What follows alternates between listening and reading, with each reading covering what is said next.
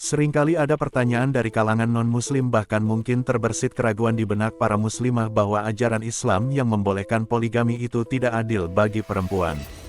Bayangkan di dunia para muslimah disuruh taat pada suami ketika mereka melakukan poligami dan di surga nanti mereka melihat suami mereka mendapat 72 bidadari karena menjalankan jihad di dunia.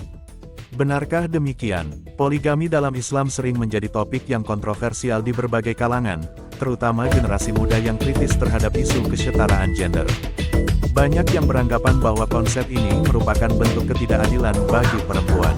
Namun, jika kita melihat lebih dalam melalui perspektif sejarah dan filsafat Islam, poligami sebenarnya adalah solusi visioner yang berperan penting dalam menjaga keberlangsungan umat manusia, terutama dalam kondisi darurat seperti perang atau bencana alam.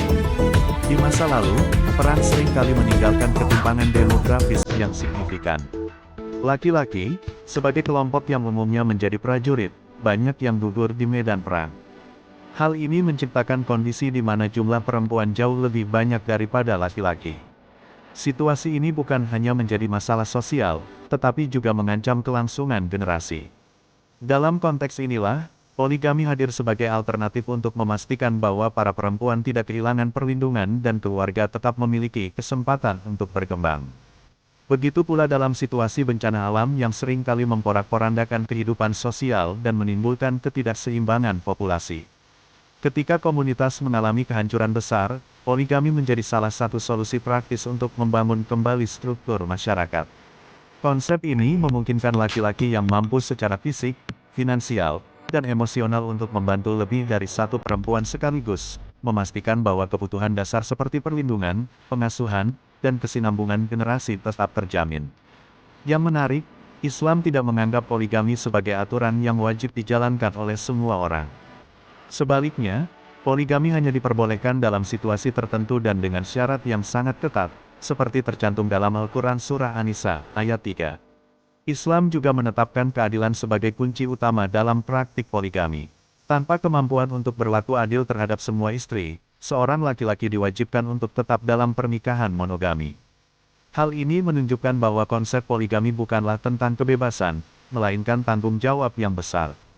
Bagi generasi Z yang cenderung kritis terhadap norma-norma sosial, penting untuk memahami bahwa poligami dalam Islam bukanlah bentuk eksploitasi. Sebaliknya, ini adalah wujud kasih sayang sosial yang dirancang untuk melindungi pihak-pihak yang rentan dalam masyarakat.